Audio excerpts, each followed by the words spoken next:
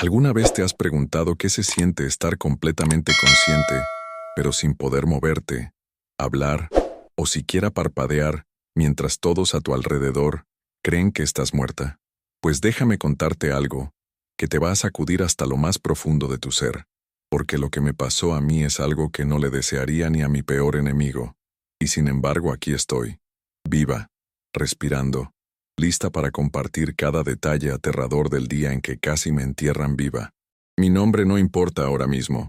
Lo que importa es que entiendas que cada palabra que estoy a punto de decirte es real, cruda y absolutamente verdadera. Esto no es la trama de alguna película de terror, ni una pesadilla que tuve después de comer demasiada pizza antes de dormir. Esto es mi vida, mi experiencia, mi trauma y mi milagro, todo envuelto en una historia imposible. Necesito que te acerques, que subas el volumen y que te prepares, porque lo que estás a punto de escuchar te hará cuestionar todo lo que crees saber sobre la vida, la muerte y esa línea delgada, casi invisible, que separa las dos. Tenía 28 años cuando esto sucedió, viviendo lo que creía era una vida perfectamente ordinaria, en un pueblo pequeño donde todos conocían a todos,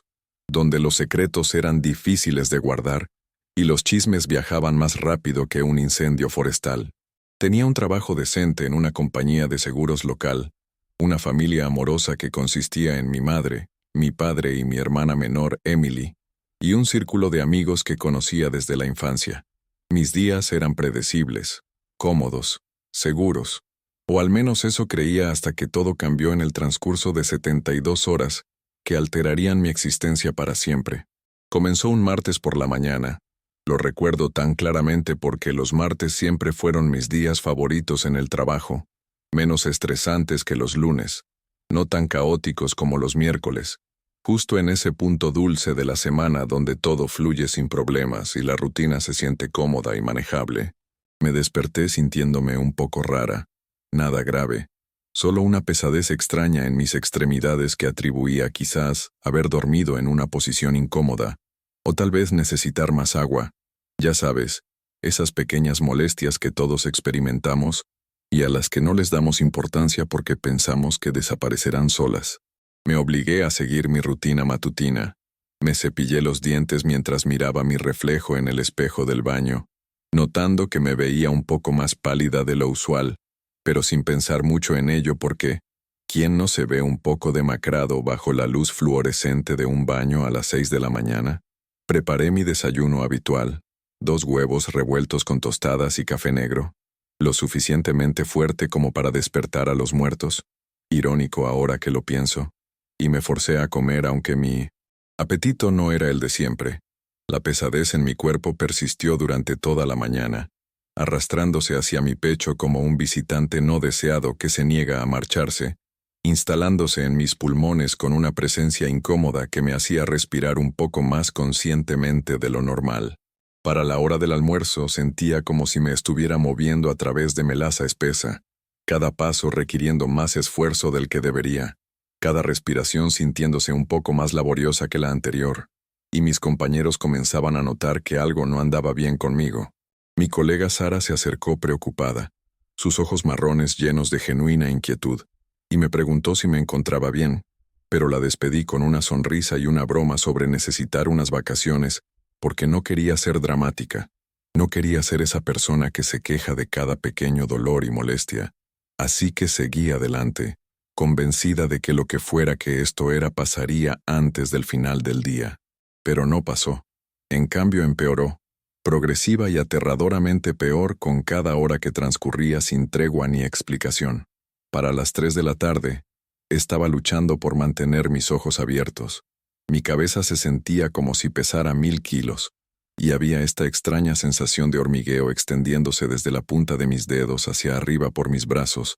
como electricidad corriendo bajo mi piel pero sin el dolor, solo una sensación extraña y preocupante que nunca había experimentado antes. Intenté escribir un correo electrónico pero mis dedos no cooperaban adecuadamente, golpeando las teclas equivocadas, moviéndose con torpeza como si pertenecieran a otra persona, y la frustración comenzó a mezclarse con el miedo creciente de que algo realmente estaba mal conmigo. La habitación empezó a girar suavemente, solo lo suficiente para hacerme agarrar el borde de mi escritorio en busca de estabilidad, y recuerdo pensar que tal vez debería irme a casa, que tal vez esto era más serio de lo que quería admitir, pero incluso entonces, incluso con todos estos síntomas alarmantes, parte de mí seguía minimizando, seguía diciéndome que probablemente era solo un virus, solo fatiga, solo algo que desaparecería con un poco de descanso. Le dije a mi supervisora que no me sentía bien y necesitaba irme temprano. Ella echó un vistazo a mi cara y estuvo de acuerdo inmediatamente, incluso ofreciéndose a llevarme a casa ella misma, pero rechacé la oferta porque no quería ser una molestia, no quería hacer un escándalo, no quería admitir que en realidad estaba asustada de lo que le estaba pasando a mi cuerpo. El viaje a casa es ahora un borrón en mi memoria. Recuerdo agarrar el volante tan fuerte que mis nudillos se volvieron blancos. Recuerdo enfocarme intensamente en el camino porque mi visión seguía tratando de nublarse en los bordes. Recuerdo llegar a mi entrada y sentir un abrumador sentido de alivio de haber llegado sin incidentes, sin accidentes, todavía en control aunque ese control se estuviera deslizando rápidamente entre mis dedos como arena fina. Me tambaleé hacia mi casa. Dejé caer mi bolso junto a la puerta y colapsé en mi sofá, diciéndome a mí misma que solo necesitaba descansar un poco, solo necesitaba cerrar mis ojos durante 20 minutos, y todo estaría bien, todo volvería a la normalidad. Mi cuerpo solo necesitaba un momento para recuperarse de lo que fuera que estaba pasando. Le envié un mensaje de texto a mi mamá diciéndole que no me sentía muy bien, pero que no era nada de qué preocuparse, añadiendo un emoji sonriente para que no entrara en pánico, porque eso es lo que haces cuando no quieres alarmar a las personas que te aman. Minimizas, restas importancia, finges que todo está bajo control incluso cuando puedes sentir ese control deslizándose a través de tus dedos como agua.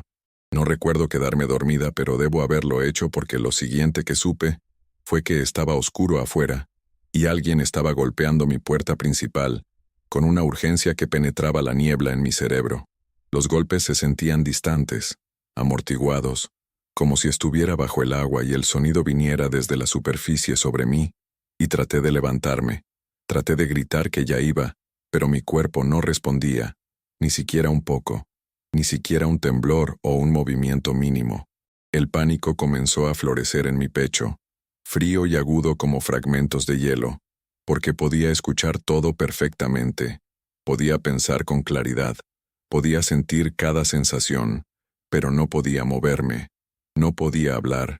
no podía hacer nada para señalar que estaba consciente y despierta, y absolutamente aterrorizada de lo que me estaba sucediendo. Los golpes continuaron y luego escuché una llave en la cerradura, la voz de mi madre llamando mi nombre con creciente urgencia, un tono que reconocí inmediatamente como miedo maternal, ese instinto que tienen las madres cuando saben que algo está terriblemente mal con sus hijos, y luego pasos corriendo hacia mí, el sonido de sus zapatos contra el piso de madera resonando en mis oídos. Sentí manos en mis hombros, sacudiéndome gentilmente al principio y luego con más frenesí. Escuché a mi madre gritando mi nombre una y otra vez, su voz subiendo de tono con cada repetición. Sentí sus dedos fríos contra mi cuello mientras buscaba mi pulso, y yo quería gritar que estaba bien, que estaba justo ahí, que podía escucharla, pero nada funcionaba. Mi cuerpo se había convertido en una prisión,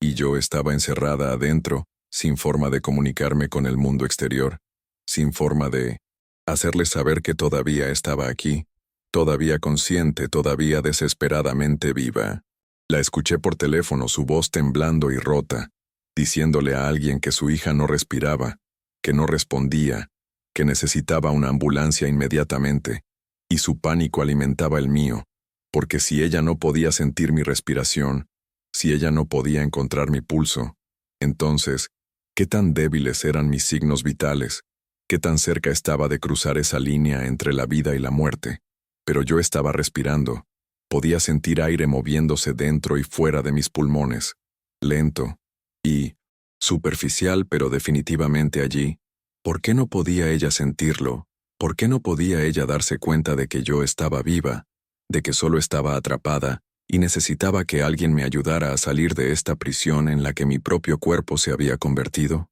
Los siguientes minutos, O tal vez fueron horas porque el tiempo había perdido todo significado para mí. Fueron un torbellino caótico de sirenas, voces, manos tocándome, levantándome, atándome a algo duro e incómodo que supuse era una... Camila. Escuché a los paramédicos hablar en tonos calmados y profesionales. Esos tonos que usan cuando están tratando de no alarmar a los familiares, pero que en realidad solo hacen que todo parezca más aterrador. Y escuché palabras como sin respuesta y sin pulso, y posible evento cardíaco. Y yo quería gritarles que estaban equivocados, que yo estaba justo ahí, que necesitaban mirar más de cerca, escuchar con más atención, no rendirse conmigo todavía, pero estaba atrapada en el silencio, una prisionera, en mi propia carne que gritaba sin voz en la oscuridad de mi mente. El viaje en ambulancia fue una tortura, cada bache y vuelta enviando sacudidas a través de mi cuerpo inmóvil,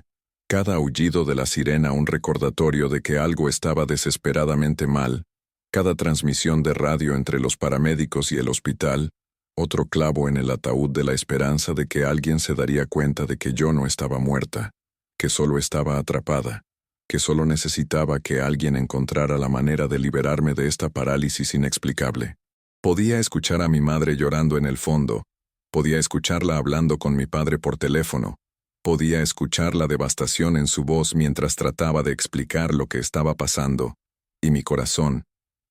muy vivo y latiendo, se estaba rompiendo por ella, por todos ellos, por la pesadilla que estaban viviendo mientras yo yacía allí indefensa e invisible, gritando en silencio en mi prisión mental. En el hospital, todo se volvió aún más intenso, más voces, más manos, luces brillantes que no podía ver pero que podía sentir a través de mis párpados cerrados, olores agudos de antiséptico y medicina que llenaban mi nariz y me hacían querer toser pero no podía, y todo el caos y la urgencia solo servían para recordarme que estaba en problemas serios, que algo estaba terriblemente mal, y nadie sabía qué era o cómo arreglarlo. Escuché a los doctores ladrando órdenes, escuché el pitido de las máquinas, escuché a alguien decir que me iban a intubar, y sentí la invasión de tubos y cables. Sentí la indignidad de ser manejada como un objeto en lugar de una persona. Sentí el absoluto horror de ser tratada como un cuerpo sin mente o alma, como algo que ya había perdido su esencia humana, incluso cuando esa esencia estaba gritando desesperadamente por ser reconocida. El tiempo se estiró y contrajo de formas que no tenían sentido. Minutos sintiéndose como horas, horas sintiéndose como segundos, y a través de todo ello permanecí encerrada dentro de mí misma, gritando en silencio, rezando desesperadamente, esperando frenéticamente que alguien, cualquiera, notara que yo no me había ido, que todavía estaba luchando, todavía presente, todavía aferrándome desesperadamente a la vida, incluso mientras todos a mi alrededor se preparaban para dejarme ir, para declarar que la batalla había terminado cuando ni siquiera sabían que yo todavía estaba peleando con cada fibra de mi ser. Se realizaron pruebas. Pude escuchar a los doctores discutiendo resultados, escucharlos hablar sobre mi actividad cerebral o la falta de ella, escucharlos usar palabras como irreversible y muerte cerebral, y yo quería gritar que estaban equivocados, que sus máquinas estaban mintiendo, que yo estaba justo ahí escuchando cada palabra que decían, entendiendo todo, sintiéndolo todo, viviendo cada momento de esta pesadilla, con una claridad brutal que hacía todo peor porque sabía exactamente lo que estaba pasando pero no podía hacer nada para detenerlo. Mi familia se reunió alrededor de lo que supongo era mi cama de hospital. Podía escucharlos llorar, podía escuchar los sollozos de mi hermana Emily, podía escuchar la voz profunda y rota de mi padre mientras trataba de ser fuerte para todos. Podía escuchar las oraciones susurradas de mi madre, y cada sonido era un cuchillo en mi corazón porque no podía consolarlos. No podía decirles que estaba bien. No podía extender la mano y sostener sus manos de la manera que desesperadamente quería hacerlo. Y la impotencia de esa situación era casi tan dolorosa como la parálisis física en sí. Pasaron horas, o tal vez días. Perdí todo sentido del tiempo en esa oscuridad. Y luego escuché una conversación que heló mi sangre hasta el punto de sentir que mi corazón podría detenerse del puro terror. El doctor estaba hablando en tonos suaves y medidos, de la manera en que la gente lo hace cuando están entregando las peores noticias posibles, tratando de ser gentiles pero sabiendo que no hay forma suave de decir lo que necesitan decir, y le estaba diciendo a mis padres que no había esperanza, que las máquinas eran lo único que mantenía mi cuerpo funcionando, que yo ya me había ido, y era tiempo de dejarme ir con dignidad, de no prolongar lo inevitable, de aceptar que su hija había fallecido, y todo lo que quedaba era un cuerpo vacío sostenido por tecnología. Escuché a mi madre colapsar, escuché el grito angustiado de mi padre, escuché a Emily gritando no una y otra vez, y yo también estaba gritando, dentro de mi cabeza, gritando que estaba viva, que estaba ahí, que no podían rendirse conmigo, pero nadie podía escucharme. Nadie sabía que detrás de mi cara inmóvil y mi cuerpo sin respuesta, había una mente completamente consciente, atrapada y aterrorizada, y luchando desesperadamente por ser vista, por ser reconocida, por ser salvada de este destino horrible que se estaba desarrollando a mi alrededor. La decisión se tomó de desconectarme del soporte vital. Escuché a mis padres aceptar a través de sus lágrimas, escucharlos decir que no querían que yo sufriera más, que no querían mantenerme atada a las máquinas cuando no había esperanza de recuperación, y entendí su decisión incluso mientras me destruía, porque desde su perspectiva yo ya me había ido. Solo estaban dejando que mi cuerpo alcanzara lo que creían que mi mente ya había hecho. Estaban siendo misericordiosos de la única manera que conocían, aunque esa misericordia significara mi muerte real, cuando en realidad todavía estaba viva. Las máquinas fueron apagadas, los tubos fueron removidos, y todos esperaron a que dejara de respirar, a que finalmente me deslizara hacia la muerte que todos creían que ya me había reclamado. Pero yo no dejé de respirar.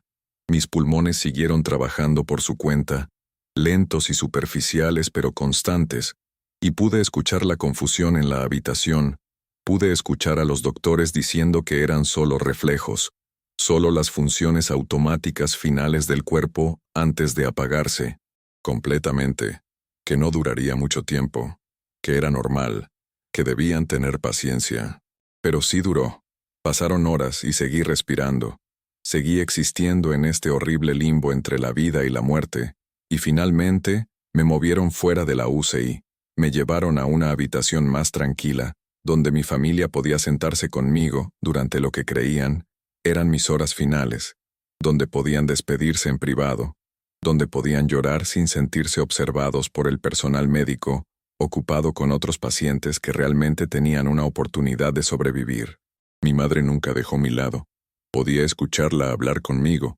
contándome historias de mi infancia, reminisciendo sobre tiempos felices, diciéndome que estaba bien dejarme ir, que me amaba y me volvería a ver algún día, y cada palabra era hermosa y devastadora porque yo quería responderle, quería decirle que yo también la amaba, quería decirle que no se rindiera conmigo porque todavía estaba luchando, todavía resistiendo, todavía aferrada a la esperanza de que algo cambiaría antes de que fuera demasiado tarde. Pasaron días. Creo que fueron 3 días, pero no podía estar segura porque el tiempo se había vuelto una noción abstracta, sin significado real en la oscuridad de mi prisión mental, y mi respiración continuó. Mi corazón continuó latiendo, pero los doctores dijeron que era solo cuestión de tiempo, que mi cuerpo era fuerte pero eventualmente cedería, que habían visto casos como este antes donde el proceso de morir tomaba más tiempo de lo esperado, donde el cuerpo se aferraba obstinadamente a la vida incluso cuando el cerebro ya se había ido. La palabra morir resonaba en mi mente como una campana fúnebre, porque yo no estaba muriendo, estaba viviendo, estaba consciente, estaba alerta, pero nadie lo sabía, nadie podía darse cuenta, y el aislamiento de esa realización era casi peor que la parálisis física. Saber que estaba completamente sola en esto, que nadie podía ayudarme porque nadie sabía que necesitaba ayuda, que todos creían que ya me había ido cuando en realidad todavía estaba aquí, gritando en silencio en la oscuridad. Luego llegó la conversación que había estado temiendo con cada fibra de mi ser. Mis padres decidieron que era momento de hacer arreglos funerarios, momento de prepararse para lo inevitable, y los escuché discutiendo ataúdes y parcelas de entierro, y servicios conmemorativos, y la realidad de lo que estaba a punto de pasar me golpeó con la fuerza de un tren de carga, con una claridad brutal que me dejó sin aliento mental, sino físico. Iban a enterrarme viva, ponerme en una caja y bajarme al suelo mientras todavía estaba consciente, todavía alerta, todavía capaz de sentir y pensar, y experimentar cada momento de asfixia y terror que vendría cuando la tierra cayera sobre mi ataúd y me quedara sola en la oscuridad bajo tierra, viva pero enterrada, consciente pero considerada muerta, y no había forma de detenerlo, no había forma de hacerle saber la verdad, no había forma de escapar del destino horrible que me esperaba. El pánico que me inundó fue diferente a todo lo que había experimentado antes, más intenso que cualquier pesadilla,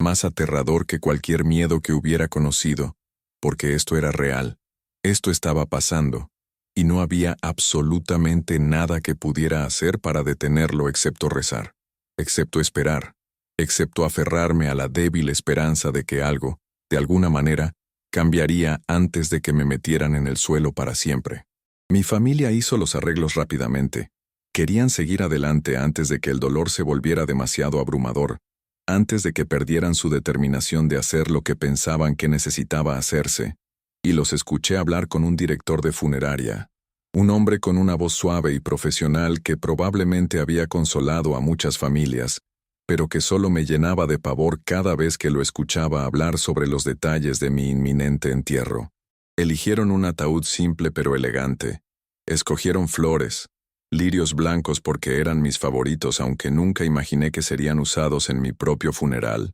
Seleccionaron música que se suponía debía ser reconfortante y pacífica, y planearon un servicio que estaba destinado a celebrar mi vida mientras lamentaban mi muerte, y cada decisión que tomaron fue hecha con amor. Podía escucharlo en sus voces, podía sentirlo en la forma en que agonizaban sobre cada detalle, queriendo que todo fuera perfecto, queriendo honrarme de la mejor manera posible, y eso de alguna manera hacía todo peor porque sabía que estaban actuando por amor, no por malicia.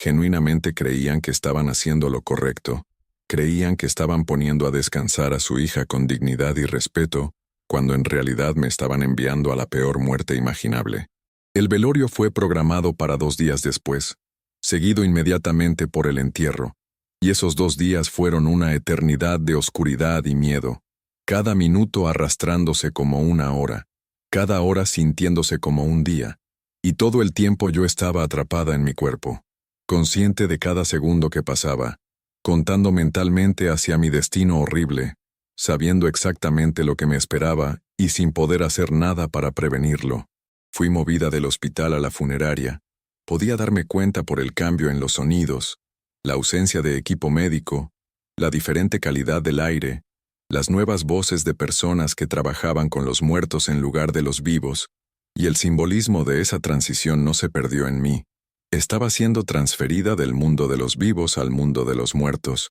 incluso cuando todavía pertenecía firmemente al primero. Sentí manos tocándome de nuevo, pero esta vez no estaban tratando de curarme. Me estaban preparando mi cuerpo para exhibición, y la indignidad de ello, la violación de ser manejada por extraños que pensaban que yo no era más que un cascarón vacío, era casi insoportable. Me hacía querer gritar y luchar y empujarlos lejos, pero todo lo que podía hacer era yacer allí y soportarlo. Soportar cada toque, cada ajuste, cada preparación para mi exhibición final. Me vistieron con algo suave. Creo que fue un vestido que mi madre había elegido, algo que había usado en una boda el verano anterior, algo que tenía recuerdos felices que ahora se sentían manchados por las circunstancias actuales, y posicionaron mis manos dobladas sobre mi pecho en esa pose funeral tradicional, y aunque no podía verme a mí misma, podía imaginar cómo me veía,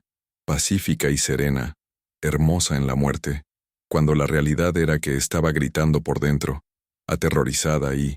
desesperada y cualquier cosa menos en paz. El día del velorio llegó. Podía darme cuenta por el aumento en la actividad, por los sonidos de personas llegando, por la música suave tocando en el fondo, alguna pieza instrumental que probablemente se suponía debía ser relajante, pero solo servía para aumentar mi ansiedad,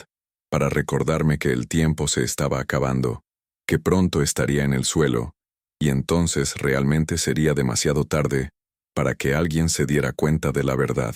Escuché a la gente caminar por ahí, escuché sus llantos, escuché compartir recuerdos y condolencias, escuché a mi tía sollozando incontrolablemente, escuché a mi mejor amiga de la universidad dar un discurso sobre nuestra amistad, que era tan hermoso y desgarrador que habría llorado si pudiera, y cada palabra, cada tributo, cada expresión de amor y pérdida, era un recordatorio de todo lo que estaba perdiendo, de toda la vida que todavía quedaba por vivir, si tan solo alguien pudiera ver la verdad. Mi cuerpo estaba en exhibición, yaciendo en el ataúd, y la gente desfilaba para presentar sus respetos, para decir adiós, para tener una última mirada a mí, antes de que me fuera para siempre, y sentía el aire cambiar mientras la gente se acercaba.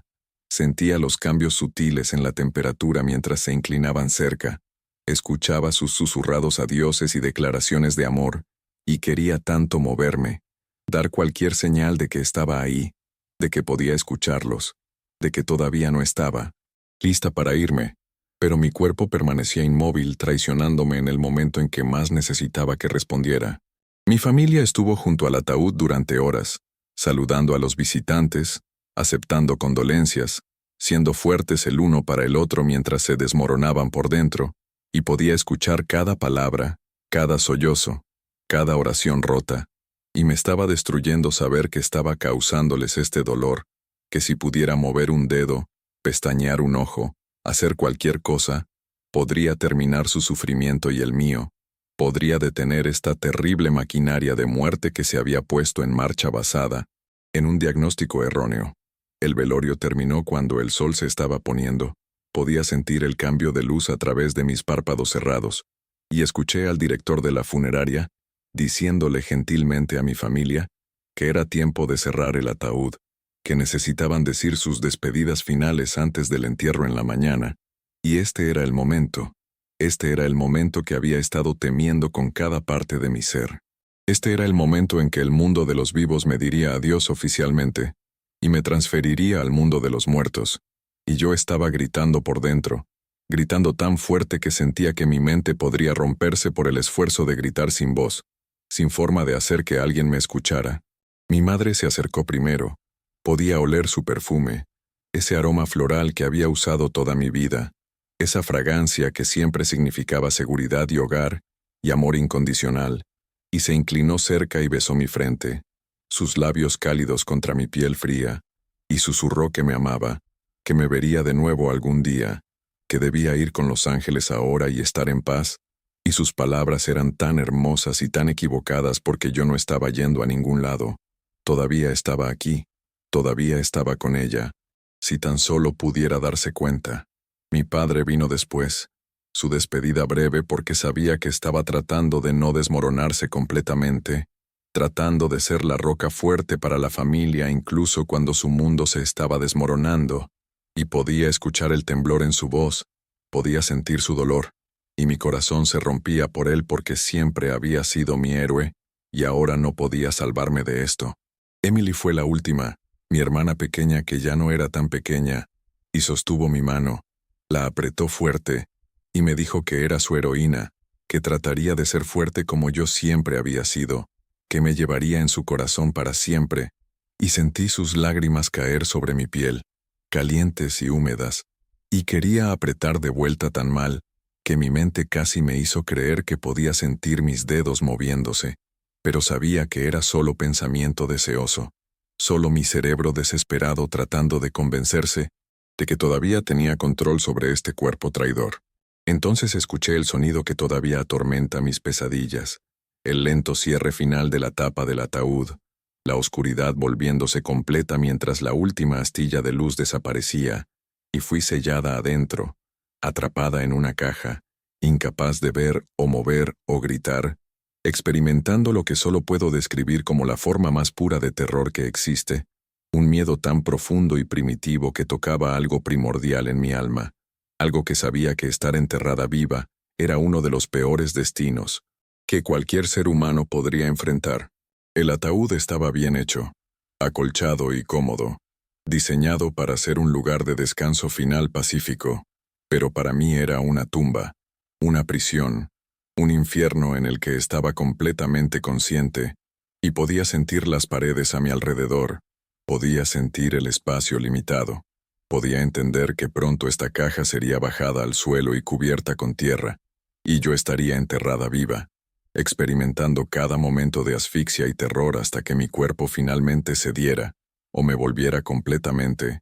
loca del horror de todo ello. Y no sabía cuál sería peor, morir consciente o perder mi mente antes de que la muerte finalmente llegara. La noche pasó con una lentitud excruciante, cada segundo sintiéndose como una hora, cada minuto una eternidad,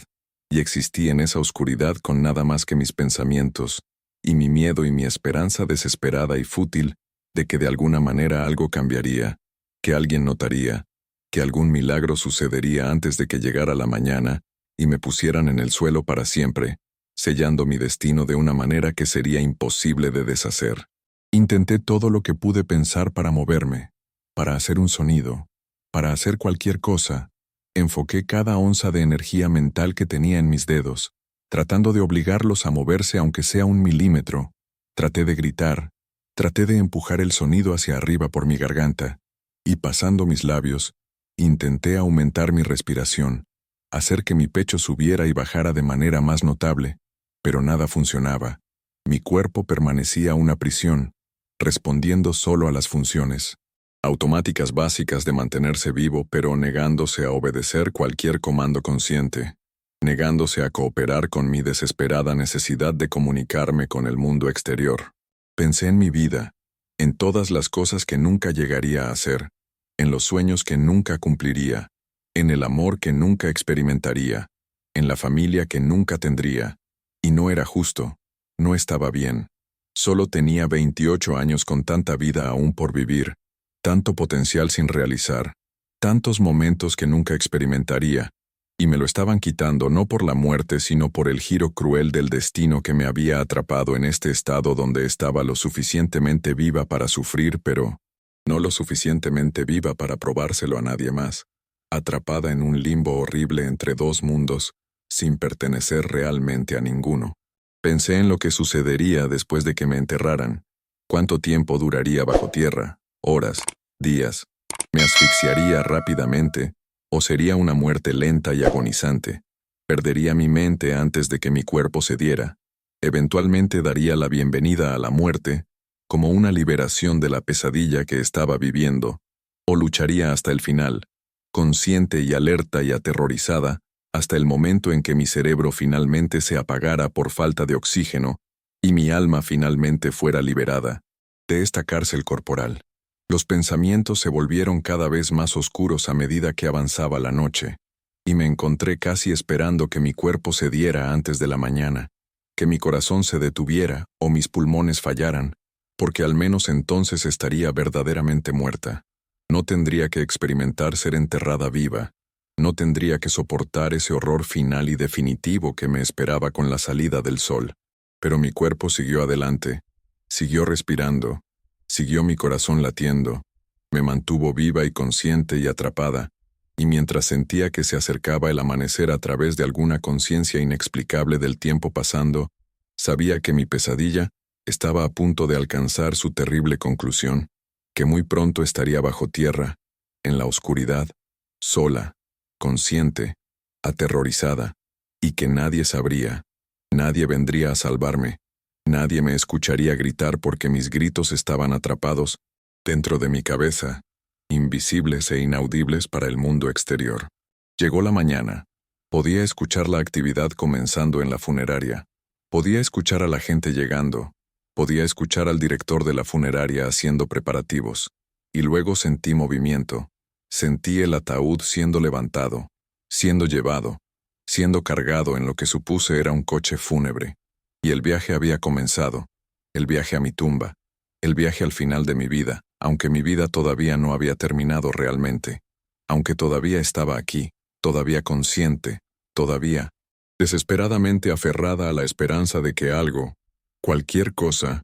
evitaría que esto sucediera. El viaje al cementerio fue surreal. Podía sentir cada vuelta, cada bache en el camino, Podía escuchar los sonidos amortiguados del tráfico afuera. Podía sentir el movimiento mientras viajábamos al lugar donde sería bajada a la tierra, al lugar que se convertiría en mi hogar final, mi tumba eterna, el lugar donde pasaría mis últimas horas conscientes o días en terror y oscuridad antes de que la muerte finalmente me reclamara de verdad.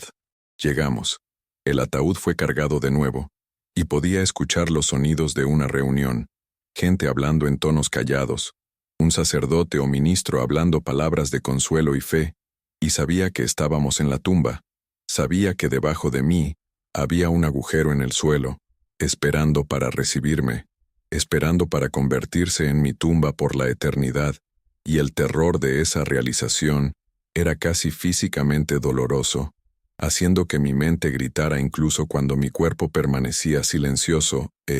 inmóvil. El servicio fue hermoso por lo que podía escuchar. El ministro habló sobre esperanza y resurrección y vida eterna, sobre cómo la muerte no era el final sino un nuevo comienzo, sobre cómo los que morimos en la fe viviremos para siempre en un lugar mejor, y bajo circunstancias normales podría haber encontrado consuelo en esas palabras, pero ahora mismo no tenían sentido porque yo no estaba muerta, no me estaba moviendo a alguna vida futura pacífica, estaba muy viva y a punto de ser enterrada y no había consuelo en eso, no había paz, no había esperanza, solo terror y desesperación y el conocimiento de que tenía minutos, tal vez solo segundos, antes de que mi destino fuera sellado de una manera que sería imposible de revertir. El ministro terminó de hablar. Escuché a mi madre sollozar mientras alguien, probablemente mi padre, la consolaba.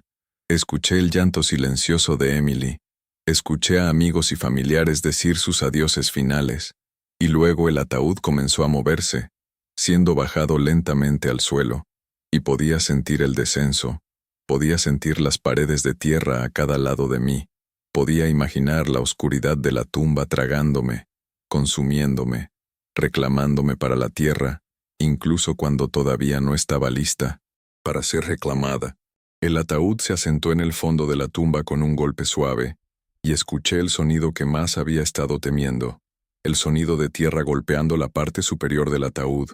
ese golpeteo hueco que señalaba el comienzo del fin, el inicio del proceso que me sellaría bajo tierra para siempre, y me di cuenta con claridad cristalina que esto era todo, que en unos minutos estaría completamente enterrada, que la última palada de tierra caería y estaría sola en la oscuridad, bajo tierra, viva y consciente y experimentando la muerte más horrible imaginable, asfixiándome lentamente mientras la tierra presionaba sobre mí y el oxígeno se agotaba, y nadie sabía, nadie vendría, nadie me rescataría porque todos creían que ya estaba muerta. El pánico me inundó con una intensidad que empequeñecía todo lo que había sentido antes, una ola de terror tan abrumadora que pensé que realmente podría matarme, podría detener mi corazón donde todas las otras complicaciones no lo habían hecho, y traté una última vez de moverme, de gritar, de hacer cualquier cosa, enfocando cada partícula de mi ser en hacer que mi cuerpo obedeciera, en romper a través de esta parálisis, en dar alguna señal, cualquier señal, de que todavía estaba aquí, todavía, viva, todavía luchando desesperadamente por sobrevivir. Pero entonces sucedió algo que cambió todo, algo que nunca podría haber anticipado, algo que literalmente salvó mi vida de la manera más inesperada posible, un giro del destino tan improbable que incluso ahora, mirando hacia atrás, me parece casi demasiado milagroso para ser verdad, pero que sin embargo sucedió, y me salvó de la peor muerte imaginable. Los sonidos en el cementerio comenzaron a desvanecerse mientras la gente empezaba a irse, el equipo de enterramiento trabajando constantemente para llenar la tumba, y podía escuchar el ritmo de sus palas, el golpe de la tierra, la conversación casual entre trabajadores que hacían esto todos los días, y lo veían como solo otro trabajo, sin darse cuenta de que esta tumba en particular contenía a alguien que todavía estaba viva, alguien que todavía estaba consciente, alguien que estaba siendo enterrada mientras todavía respiraba y pensaba y sentía cada terrible momento de lo que le estaban haciendo. La mayoría de los dolientes se habían ido, dirigiéndose de vuelta a sus autos, dirigiéndose a la casa de mis padres para la recepción, donde compartirían historias, y se consolarían mutuamente, y celebrarían mi vida mientras comían guisos y bebían café. Pero yo estaba aquí, sola excepto por el equipo de enterramiento, siendo cubierta con tierra, sintiendo el peso de la tierra acumulándose sobre mí, y estaba perdiendo esperanza, sintiendo mi voluntad de luchar comenzando a desmoronarse bajo el peso aplastante de la desesperación, sintiendo que tal vez esto era realmente el final, que tal vez no había escapatoria, que tal vez moriría aquí bajo tierra después de todo. Entonces escuché una voz, diferente del equipo de enterramiento, una voz mayor, curtida y amable, preguntándoles a los trabajadores si podían esperar un momento antes de terminar, diciendo que necesitaba revisar algo, que algo no parecía correcto, que tenía una corazonada que no podía ignorar incluso si lo hacía parecer tonto o loco. Uno de los trabajadores se quejó, diciendo que tenían otro entierro al que llegar, que ya estaban retrasados en el horario, que no podían detenerse por los sentimientos de un viejo, pero la voz mayor insistió, diciendo que solo tomaría un minuto, que solo tenía un presentimiento, que algo le estaba diciendo que necesitaba revisar, que no podía simplemente ignorar esta sensación, incluso si no tenía sentido lógico,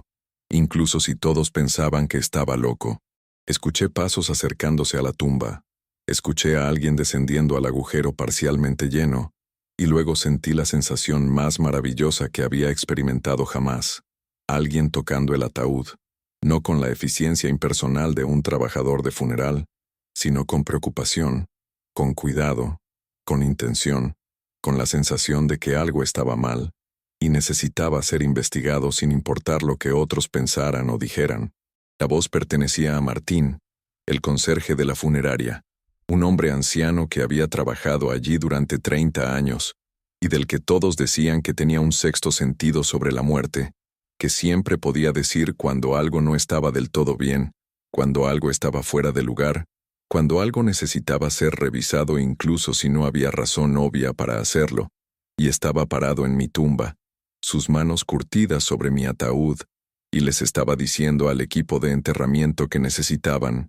detenerse, que algo estaba mal, que esta chica podría no estar muerta, que necesitaban revisar antes de continuar con el entierro porque él no podía sacudir la sensación de que algo terrible estaba a punto de suceder si no lo hacían. Los trabajadores se rieron de él, le dijeron que estaba loco, que la chica había sido examinada por doctores, que había estado muerta durante días, que no había forma de que estuviera viva, que esto era ridículo, que estaba perdiendo el tiempo de todos, pero Martín insistió, su voz haciéndose más fuerte y más segura, diciendo que había visto casos como este antes muchos años atrás, diciendo que reconocía las señales, diciendo que necesitaban abrir el ataúd ahora mismo y revisar porque él no podía vivir consigo mismo si estaba en lo correcto, y no había hecho nada, si había dejado que una chica fuera enterrada viva porque tenía demasiado miedo de parecer tonto o de causar problemas. La discusión escaló, voces subiendo, los trabajadores negándose a disturbar un entierro basándose en la corazonada de un viejo conserje, pero Martín no retrocedió, y luego lo escuché decir algo que hizo que todos se detuvieran.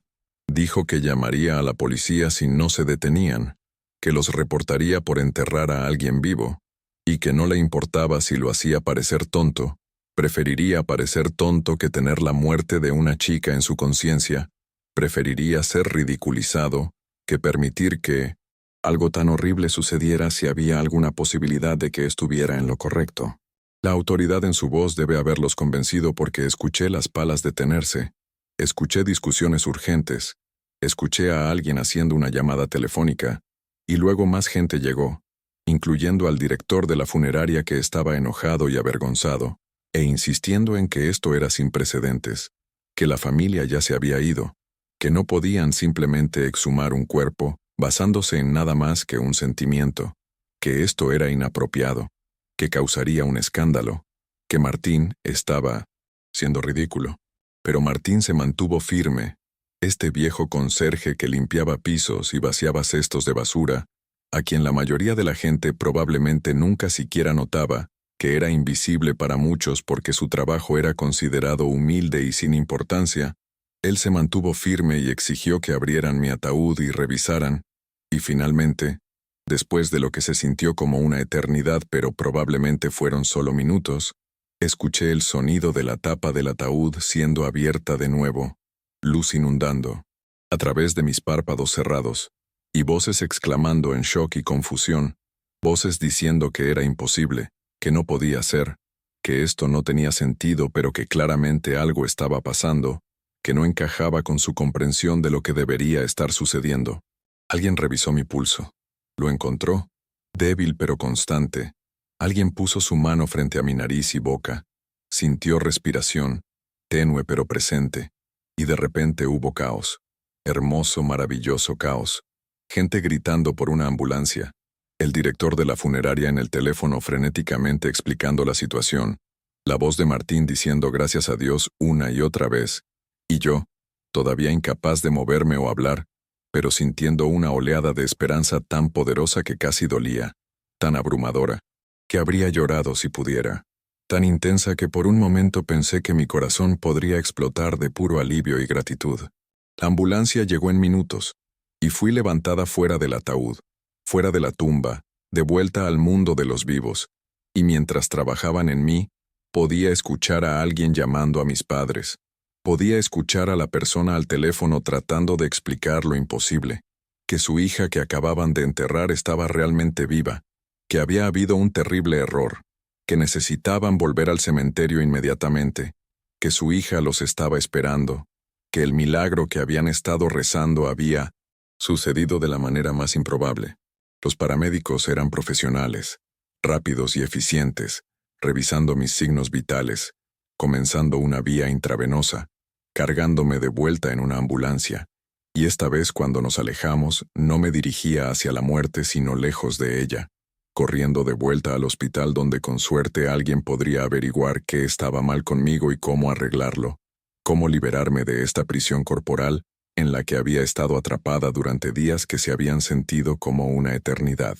En el hospital, todo sucedió en un borrón. Doctores y enfermeras enjambrando a mi alrededor, realizando pruebas, conectándome a máquinas, hablando en terminología médica rápida que no podía seguir del todo, y a través de todo ello permanecí atrapada en mi cuerpo, consciente de todo pero incapaz de responder a nada, y comencé a preguntarme si esta sería mi existencia de ahora en adelante, viva pero encerrada, consciente pero incapaz de comunicarme, y cuál era peor, ser enterrada viva o vivir así, para siempre, atrapada en mi propia mente sin forma de interactuar con el mundo exterior. Entonces mi familia llegó. Podía escucharlos antes de verlos. Escuché la voz de mi madre elevada en una mezcla de esperanza e incredulidad.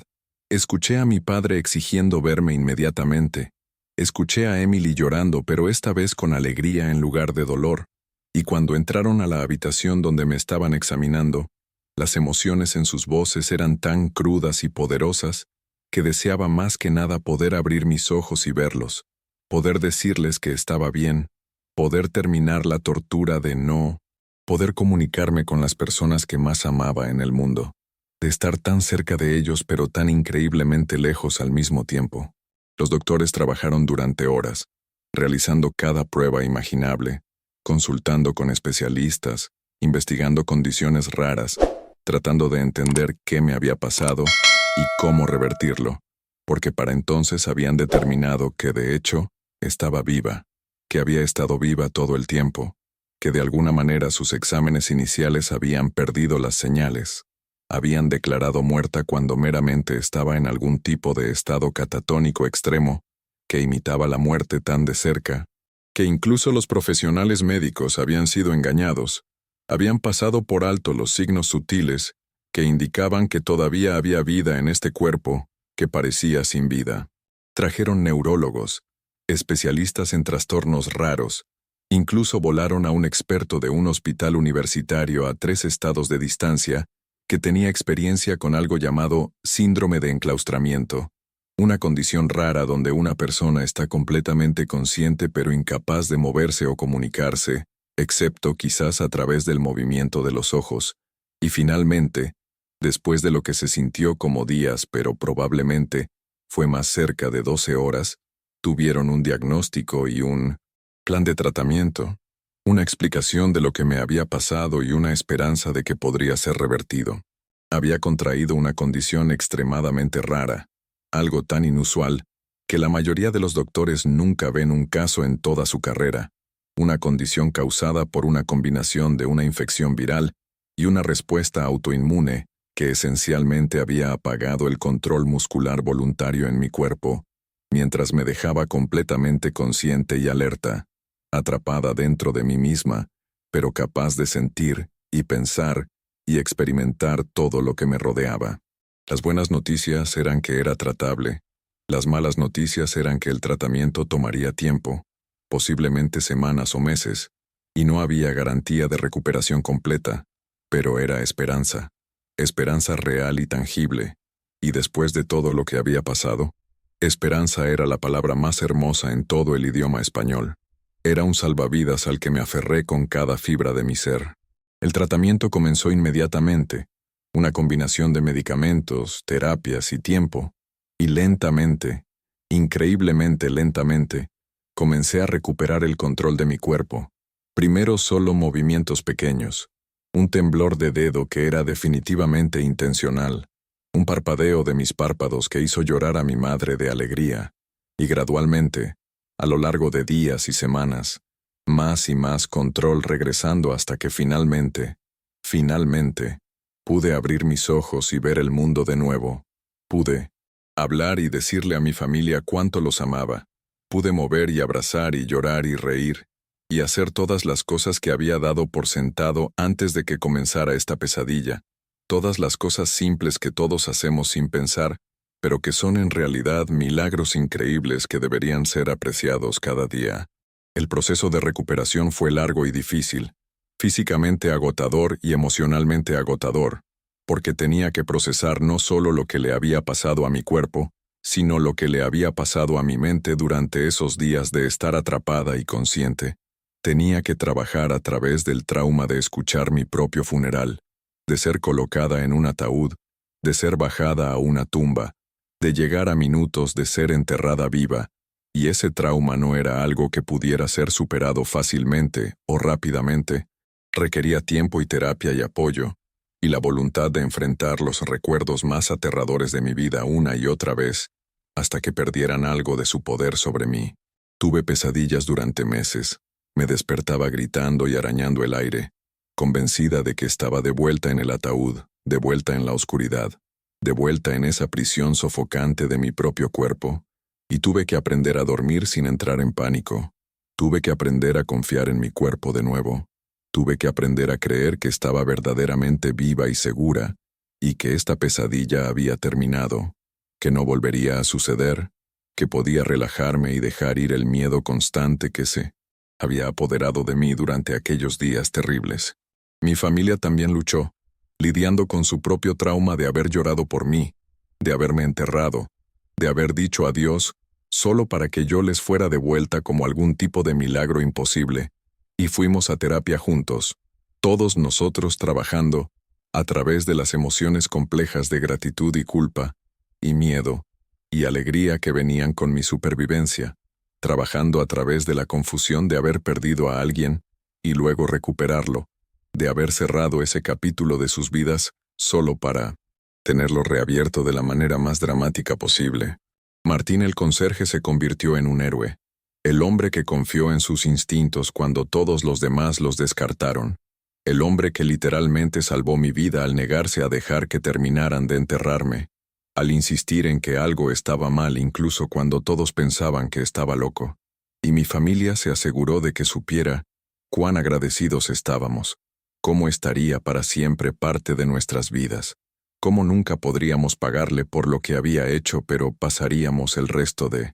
nuestras vidas intentándolo, honrando su valentía y su instinto y su negativa a rendirse incluso cuando otros se burlaban de él. Era humilde al respecto. Dijo que solo estaba haciendo lo que se sentía correcto, que había visto algo similar décadas atrás y no podía deshacerse de la sensación de que yo podría no estar verdaderamente ida, que algo le decía que necesitaba revisar, que necesitaba insistir, que necesitaba confiar en ese instinto incluso cuando parecía loco hacerlo. Y su simple acto de prestar atención, de confiar en su intuición, de defender lo que creía incluso cuando otros lo ridiculizaban, eso fue lo que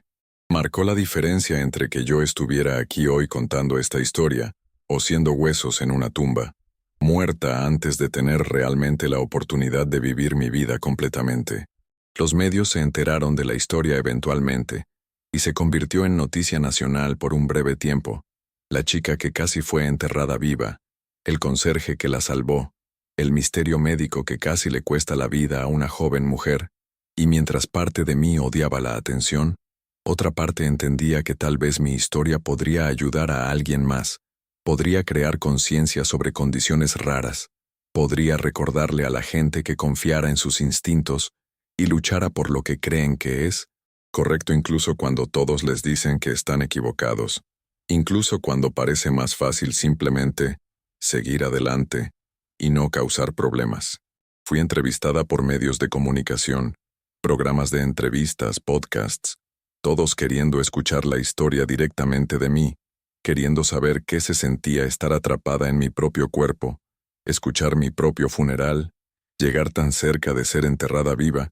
y aunque fue difícil revivir esos momentos una y otra vez, esperaba que al compartir mi experiencia pudiera prevenir que algo similar le sucediera a alguien más, podría alentar a los doctores a ser más minuciosos, podría dar esperanza a familias lidiando con situaciones similares, podría hacer que la gente pensara dos veces antes de declarar a alguien muerto sin examinar cada posibilidad. Pasaron meses, y gradualmente la vida comenzó a volver a algo parecido a lo normal, aunque nunca seré la misma persona que era antes de que esto sucediera. ¿Cómo podría serlo cuando he experimentado algo tan profundo, tan aterrador, tan imposible que ha cambiado fundamentalmente mi forma de ver el mundo y mi lugar en él? Aprecio las cosas de manera diferente ahora, la simple capacidad de mover mis dedos, de hablar cuando quiero hablar, de sonreír cuando me siento feliz, cosas que todos los demás dan por sentado, pero que yo sé que pueden ser arrebatadas en un instante sin advertencia, sin razón, sin ninguna forma de predecir o prevenir. Miro la vida a través de una lente diferente ahora, entendiendo de una manera que la mayoría de la gente nunca lo hace cuán frágil es realmente la existencia, cuán rápidamente puede cambiar todo, cuán importante es decirle a las personas que amas que las amas, porque nunca sabes cuándo podrías perder la capacidad de decir esas palabras, cuándo podrías perder la oportunidad de expresar lo que sientes, cuándo podrías encontrarte atrapado en el silencio deseando desesperadamente haber dicho más. Cuando tenías la oportunidad, ya no pierdo tiempo en discusiones pequeñas, no me estreso por inconvenientes menores, no doy por sentado el milagro de la conciencia y la movilidad y la capacidad de interactuar con el mundo que me rodea, porque sé lo que es tener todo eso despojado mientras aún estás lo suficientemente consciente como para extrañarlo desesperadamente, para anhelarlo con cada fibra de tu ser, para rogar por solo un momento más de poder moverte y hablar, y ser parte del mundo, en lugar de solo un observador, silencioso atrapado en la oscuridad.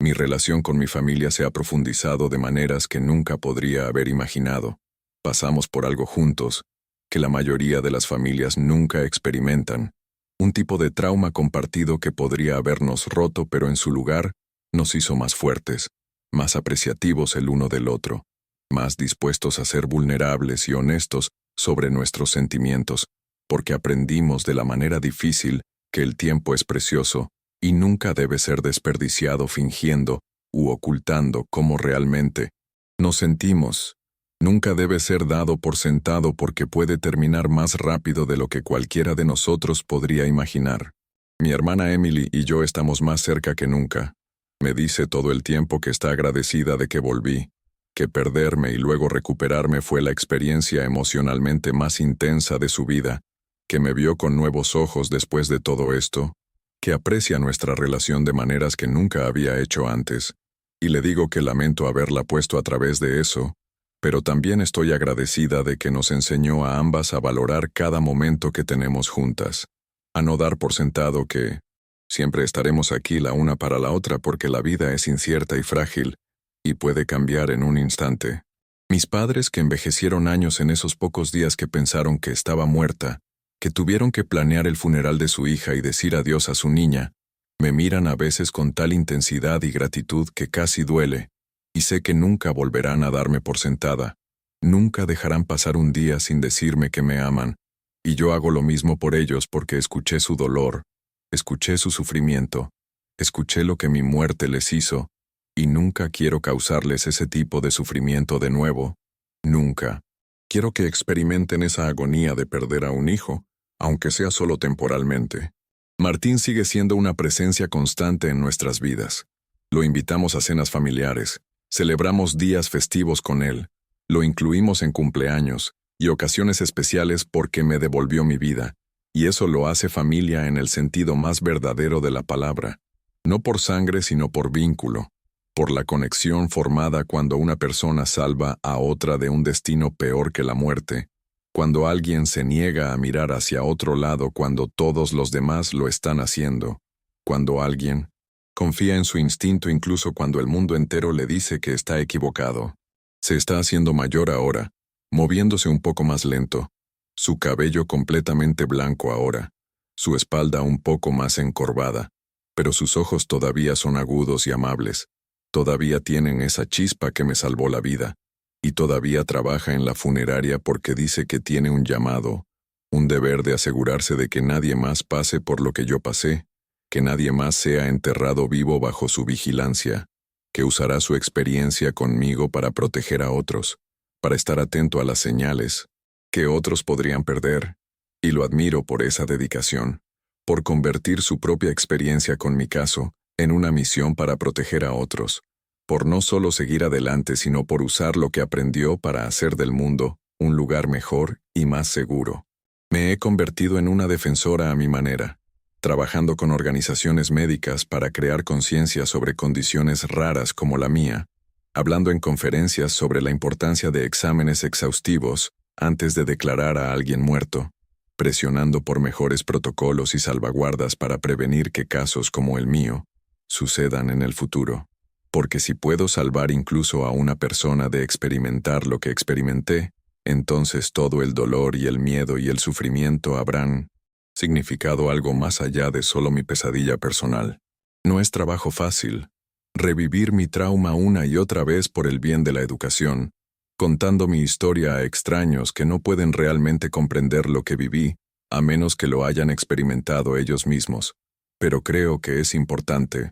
Creo que si puedo prevenir que otra familia pase por lo que mi familia pasó, si puedo salvar a otra persona de ser enterrada viva, entonces valdrá la pena cada momento difícil, cada pesadilla que regresa, cada momento de pánico cuando los recuerdos se vuelven demasiado vívidos. También me he convertido en una voz para escuchar a personas como Martín, los conserjes y trabajadores de mantenimiento y personal de apoyo, que a menudo ven cosas que otros pierden, porque están prestando atención de maneras que los profesionales a veces no lo hacen, que tienen el tiempo y el cuidado de notar pequeños detalles que podrían parecer insignificantes, pero que en realidad pueden ser la diferencia entre la vida y la muerte, entre salvar a alguien y perder a alguien innecesariamente. Aliento a las instalaciones médicas y funerarias a valorar y escuchar a todos sus empleados, no solo a los que tienen títulos y credenciales, porque la sabiduría y la intuición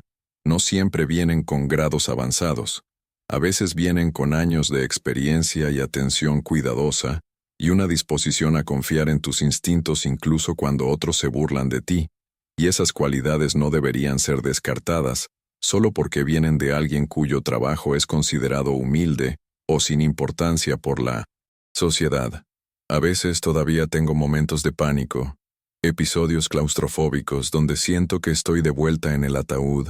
de vuelta en la oscuridad, de vuelta en la tumba, y tengo que recordarme a mí misma que estoy segura, que estoy viva, que escapé de ese destino y estoy aquí ahora en la luz y el aire y el mundo de los vivos, que estoy rodeada de personas que me aman y que nunca permitirán que algo así me pase de nuevo. Esos momentos se están volviendo menos frecuentes a medida que pasa el tiempo. La terapia está ayudando. El apoyo de mi familia está ayudando. El conocimiento de que sobreviví a algo que la mayoría de la gente no podría imaginar está ayudando. Pero no sé si alguna vez desaparecerán completamente. No sé si alguna vez podré estar en espacios pequeños y oscuros sin que mi corazón se acelere, y mi respiración se acelere, y mi mente grite que estoy atrapada de nuevo, que la pesadilla está regresando, que necesito escapar antes de que sea demasiado tarde. Pero está bien. He aprendido a vivir con mis cicatrices, tanto las físicas de los procedimientos médicos como las psicológicas del trauma, y las llevo como insignias de supervivencia, recordatorios de que soy más fuerte de lo que nunca supe que podría ser, que luché incluso cuando no tenía forma de luchar, que me aferré a la esperanza incluso cuando la esperanza parecía imposible, que sobreviví lo insuperable y viví para contar la historia, para compartir mi experiencia, para tal vez hacer una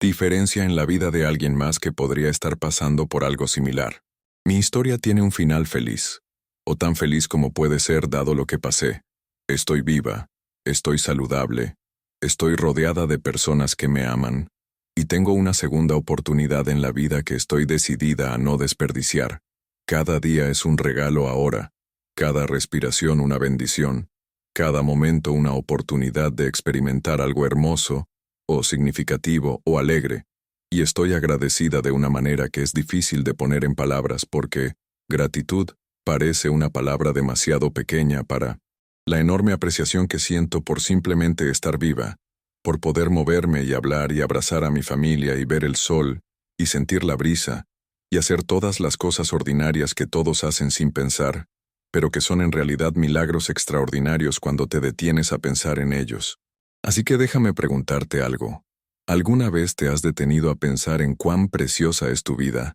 ¿Cuán milagroso es que puedas moverte y hablar e interactuar con el mundo que te rodea? ¿Cuán increíble es que estés consciente y alerta y capaz de experimentar este momento ahora mismo? Porque estoy aquí para decirte que esas cosas son regalos, regalos increíbles, que pueden ser arrebatados más rápido de lo que puedes imaginar, más rápido de lo que crees posible, y nunca, nunca deberías darlos por sentado, nunca deberías asumir que siempre estarán ahí porque la vida es frágil e incierta, y todo puede cambiar en un instante sin advertencia. Dile a las personas que amas que las amas. No esperes el momento perfecto porque ese momento podría nunca llegar. Di las palabras ahora, hoy, en este mismo segundo, porque mañana nunca está garantizado, y nunca sabes cuándo podrías perder la oportunidad de decir lo que necesita ser dicho, de expresar lo que sientes, de hacer saber a las personas importantes en tu vida exactamente cuánto significan para ti y cuán agradecido estás de tenerlas. Vive tu vida plenamente. No desperdicies tiempo en cosas que no importan.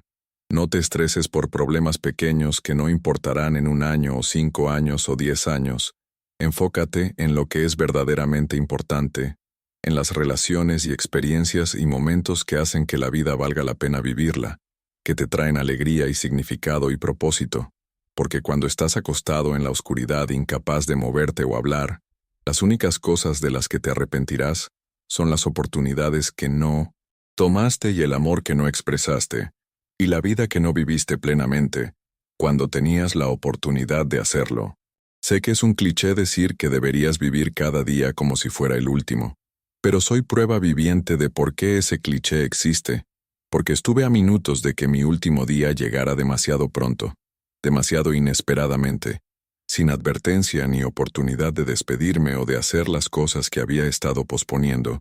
y si no hubiera sido salvada por un conserje observador que confió en sus instintos, habría muerto en esa tumba, completamente consciente, experimentando cada momento de asfixia y terror, y mis últimos pensamientos habrían sido arrepentimientos sobre todas las cosas que nunca dije, y nunca hice, y nunca experimenté, sobre todo el tiempo que desperdicié preocupándome por cosas que no importaban, mientras descuidaba las cosas que realmente sí importaban. No dejes que eso seas tú. No esperes una experiencia cercana a la muerte para enseñarte lo que te estoy diciendo ahora mismo. La vida es corta y frágil y preciosa más allá de toda medida, y necesitas tratarla de esa manera comenzando hoy, comenzando ahora mismo, comenzando en este mismo momento antes de que sea demasiado tarde, antes de que te encuentres en una situación donde desees haber apreciado más y amado más y vivido más cuando tenías la oportunidad. Ahora quiero escuchar de ti. ¿Has experimentado alguna vez algo que te hizo darte cuenta de cuán preciosa es la vida? ¿Has tenido alguna vez un momento donde pensaste que podrías perder a alguien que amas? ¿O donde te diste cuenta de que habías estado dando por sentado algo importante, algo que deberías haber apreciado más, pero que simplemente asumiste que siempre estaría ahí? Quiero que compartas tu historia en los comentarios aquí abajo. Cuéntame sobre tu experiencia. Cuéntame qué aprendiste de ella. Cuéntame cómo te cambió. Porque estas historias importan. Estas experiencias nos conectan, y al compartirlas nos ayudamos mutuamente a entender y apreciar el regalo de la vida que todos hemos recibido. El milagro de estar vivos y conscientes en este momento, en este día, en este mundo tan lleno de posibilidades y belleza y amor, si solo nos tomamos el tiempo de notarlo y apreciarlo. Este video, esta historia que he compartido contigo hoy, no es fácil para mí hablar de ella. Revivir estos recuerdos trae de vuelta todo el miedo y el pánico, y la impotencia que sentí durante esos días cuando estaba atrapada en mi propio cuerpo, cuando estaba a minutos de ser enterrada viva, cuando pensé que nunca volvería a ver a mi familia, ni a sentir el sol en mi cara, ni a experimentar ninguna de las cosas simples que hacen que la vida valga la pena vivirla, pero la estoy compartiendo porque creo que es importante, porque creo que mi experiencia puede ayudar a otros, puede despertar a la gente a lo que realmente importa, puede inspirarte a vivir más plenamente, y amar más profundamente, y apreciar más conscientemente cada día que te es dado, cada momento que tienes, cada respiración que tomas. Si esta historia tocó tu corazón,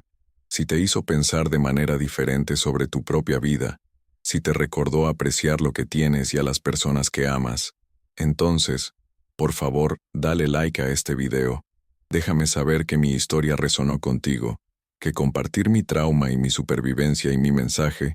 valió el costo emocional de revivir estos recuerdos dolorosos, de abrir estas heridas que todavía no han sanado completamente, de ser vulnerable y honesta sobre la experiencia más aterradora de mi vida. Y si quieres escuchar más historias como esta, más experiencias reales de personas reales que han sobrevivido situaciones imposibles y han aprendido lecciones poderosas de ellas, entonces asegúrate de suscribirte a Desde mi Mirada. Activa la campanita de notificaciones para que nunca te pierdas un video, porque estamos construyendo una comunidad aquí de personas que entienden que la vida es preciosa y las historias importan, y compartir nuestras experiencias nos hace a todos más fuertes y más conscientes y más agradecidos por el increíble regalo de simplemente estar vivos, de poder moverte y hablar y sentir y amar y experimentar todo lo que este mundo hermoso y complicado tiene para ofrecer. Gracias por escuchar mi historia. Gracias por estar aquí conmigo hoy. Gracias por tomarte el tiempo de entender lo que pasé y lo que aprendí de ello. Y recuerda, cada día es un regalo, cada respiración es un milagro, y estás vivo ahora mismo en este momento, lo que significa que tienes la oportunidad de hacer que hoy importe, de decirle a alguien que lo amas, de hacer algo significativo, de apreciar el simple hecho de que a diferencia de mí en ese ataúd, a diferencia de mí en esa tumba, puedes moverte y hablar e interactuar con el mundo que te rodea, puedes abrazar a las personas que amas, y perseguir tus sueños, y crear recuerdos y vivir tu vida al máximo. No desperdicies esa oportunidad, no la des por sentada. Vive plenamente y ama profundamente, y haz que cada momento cuente, porque nunca sabes cuándo podría llegar tu último momento, y quieres asegurarte de que cuando llegue, no tengas arrepentimientos sobre la vida que viviste, y el amor que compartiste, y la persona que elegiste ser. Quieres poder mirar atrás y saber que aprovechaste cada oportunidad, que dijiste cada palabra que necesitaba ser dicha, que viviste cada momento con intención y propósito y gratitud. Y esa es la lección que aprendí de mi experiencia. Esa es la sabiduría que gané de mi pesadilla. Y eso es lo que quiero compartir contigo hoy. No solo como una historia, sino como una invitación a vivir mejor, a amar más, a apreciar más profundamente todo lo que tienes antes de que sea demasiado tarde.